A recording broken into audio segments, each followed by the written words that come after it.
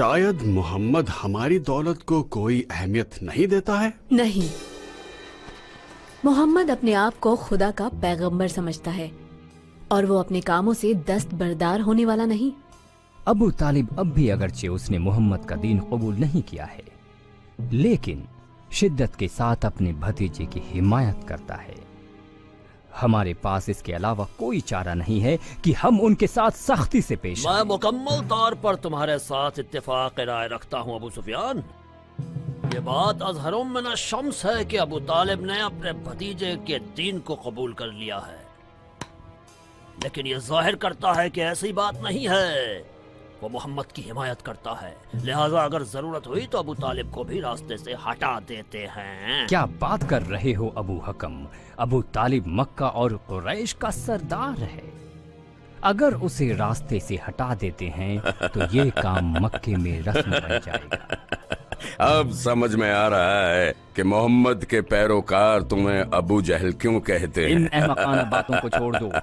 ابو طالب کے بعد ہو سکتا ہے کہ میں اور تم یہاں ابو لہب سرداری کے عہدے پر فائز ہو جائیں، اور اس وقت کچھ لوگ اکٹھے ہو جائیں اور اپنے تئیں یہ جرت کر بیٹھیں کہ ہمیں راستے سے ہٹانے کے لیے کوئی منصوبہ بنائیں اور اس کو عملی جامہ میری نظر میں تو عبد المطلب کے تمام بیٹوں کو تہہ تیب کر دینا چاہیے۔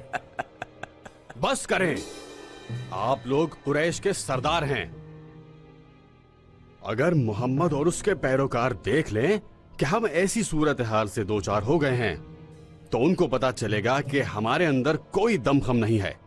محمد ایک ہر دل عزیز شخص ہے، اور اگرچہ اس کو پڑھنا لکھنا نہیں آتا، لیکن ایک کامل شخص ہے۔ ابو طالب اس کو اپنے بیٹے کی طرح چاہتا ہے۔ بہترین کام یہ ہے کہ ہم ابو طالب کو ایک اور اچھا سا بیٹا دے دیں اور محمد کو ان سے چھین لے۔ جتنی جلدی ہو سکے یہ کام پورا کر دو۔ میری نظر میں تو یہ ایک احمقانہ سوچ ہے۔ کون ہو سکتا ہے جو ابو طالب کی زندگی میں محمد کی جگہ لے سکے؟ کون ہو سکتا ہے؟ کون؟ میں ایک شخص کو جانتا ہوں۔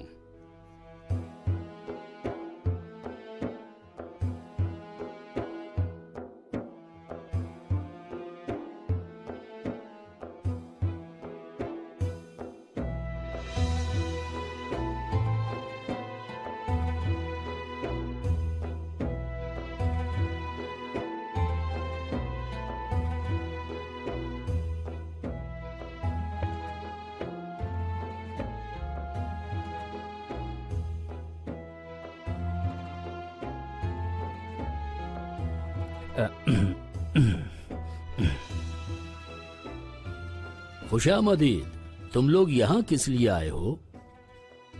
ہم تم سے ملنے آئے ہیں ابو طالب۔ ابو طالب، گویا تم اپنے بھائی اور قریش کے عمائدین کو دیکھ کر خوش نہیں ہوئے ہو؟ ابو طالب، اے مکے کے سردار، ہم ایک بار پھر یہاں آئے ہیں تاکہ دوبارہ تمہارے بھتیجے محمد کے بارے میں بات چیت کر سکیں۔ ہماری پہلے والی باتوں کا کوئی نتیجہ نہیں نکلا، اور آج ہم کوشش کریں گے کہ تمہیں راضی کرا لیں۔ اچھی بات ہے۔ میں یہ جاننے کے لیے بہت متجسس ہوں کہ اس بار تم لوگ کیا کہنا چاہتے ہو۔ شاید تم لوگوں نے فیصلہ کر لیا ہے کہ محمد کی دعوت کو قبول کر لیں۔ اگر ایسی بات ہے تو بہت اچھی بات ہے۔ ابو طالب، ذرا اس لائق اور طاقتور نوجوان کو دیکھ لو۔ اس کا نام عمار ہے، ولید ابن مغیرہ کا بیٹا۔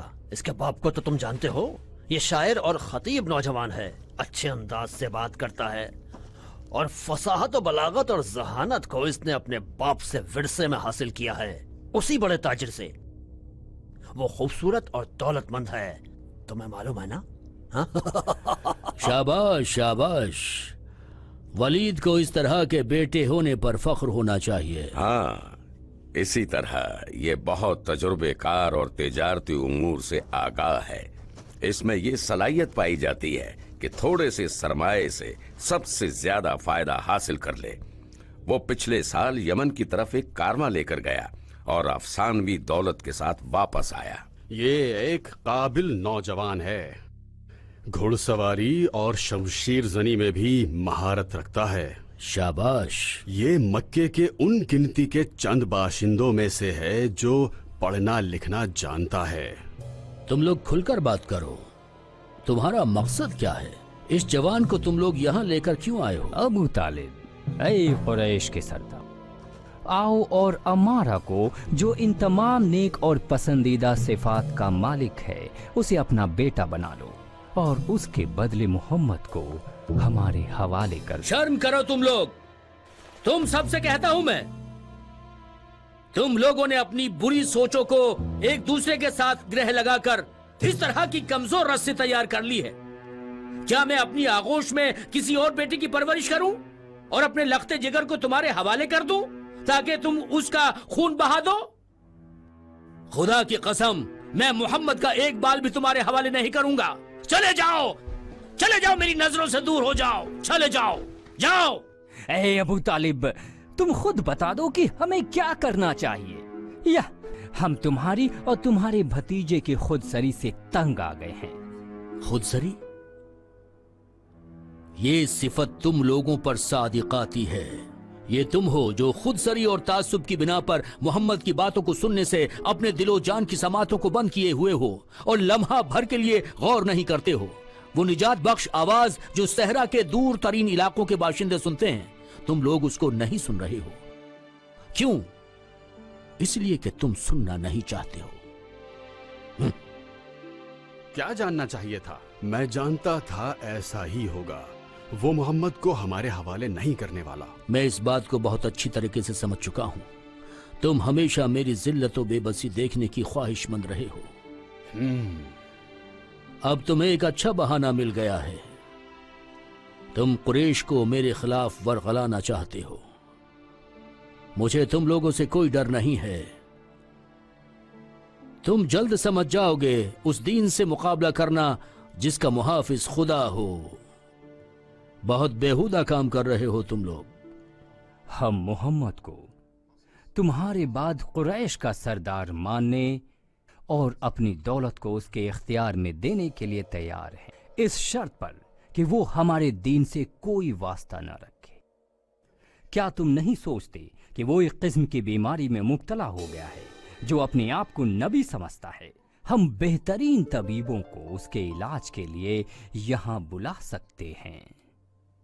ऐ अबू तालिब, हमारी ख्वाहिश को पूरी करो और एक बार फिर उससे बात करो। मैं अपनी पूरी कोशिश करूंगा।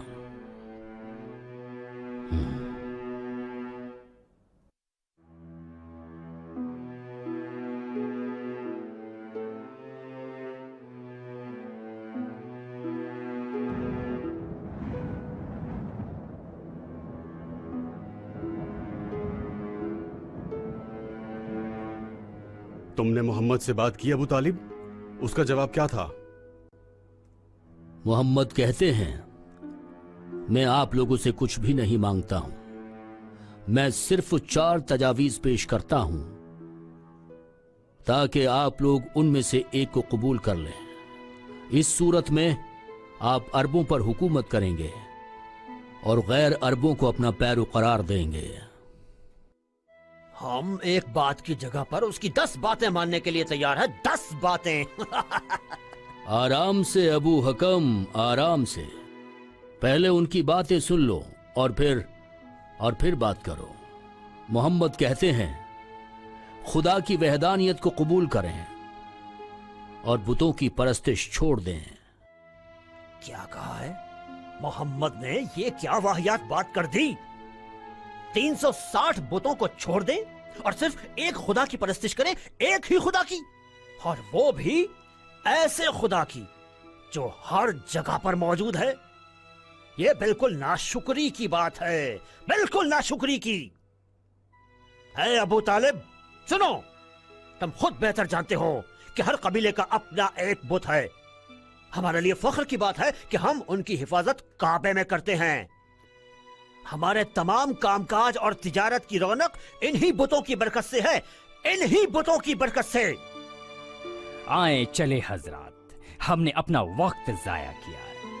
यहाँ बैठकर बातें करना बेफायदा है। मोहम्मद की दूसरी तजावीज भी यकीनन इस तरह की होंगी। एक मिसाल पूरी दास्तान के लिए काफी है। आए चले। अबू सुफियान सच कहता है। चलो चलते हैं।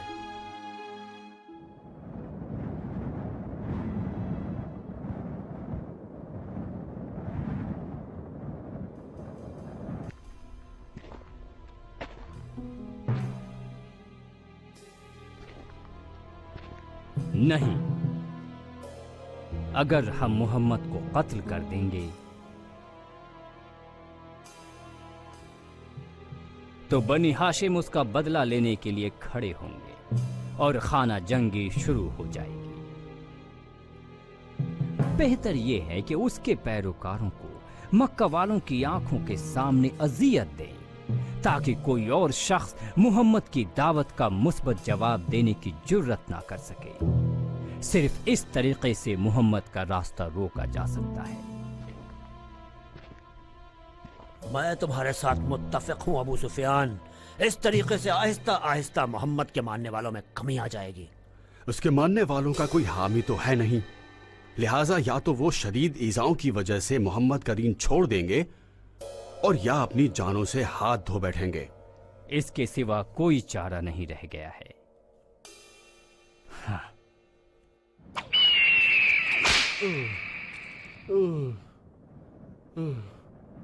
ना मारो मुझे, ना मारो, ना मारो मुझे,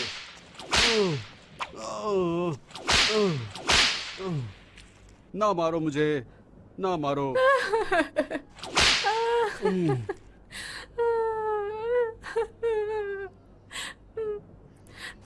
के बाद इस बुत की परस्तिश करोगी। तुम्हारा खुदा ये बुत है, ये बुत।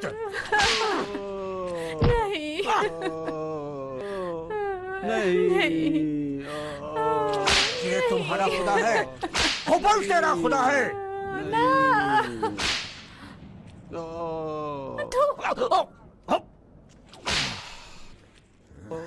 नहीं, शर्म करो तुम। मुझे इस तौहीन की सजा भुगतनी पड़ेगी। नहीं, ले जा दो मुझे। नहीं, नहीं, नहीं, नहीं, नहीं।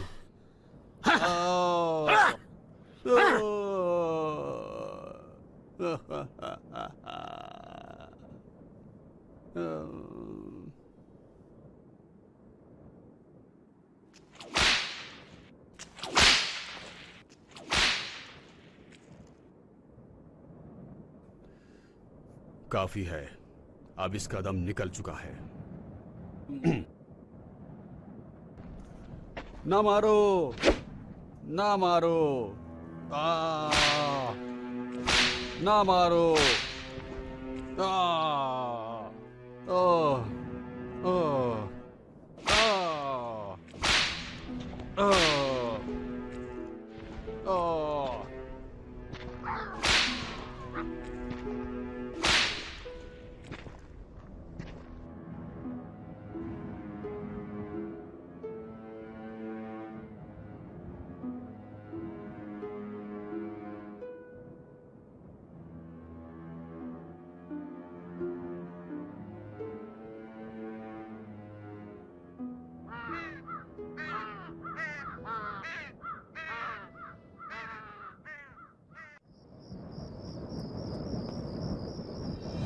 अगरचे मुसलमान ईसार व कुर्बानी के जरिए कुरैश के वहशियाना तशद्दुद को बर्दाश्त कर लेते थे, लेकिन मुसलमानों के सख्त हालात से हुजूर शदीद गम व गुस्से से दो चार हो गए थे।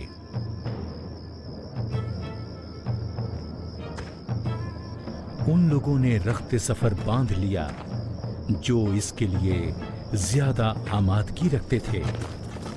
वो मुशरिकीन को इत्तला मिलने से पहले रातों रात जद्दाह की बंदरगाह की जानिब चल पड़े।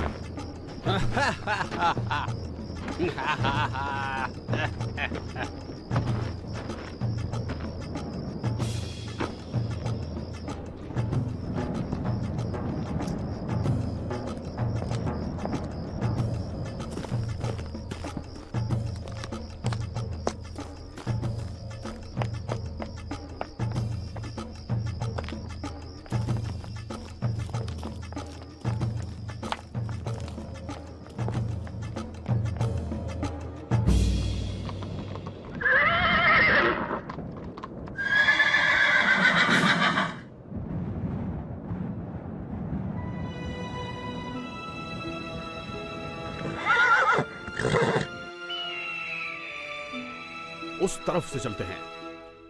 चलो चलो चलो।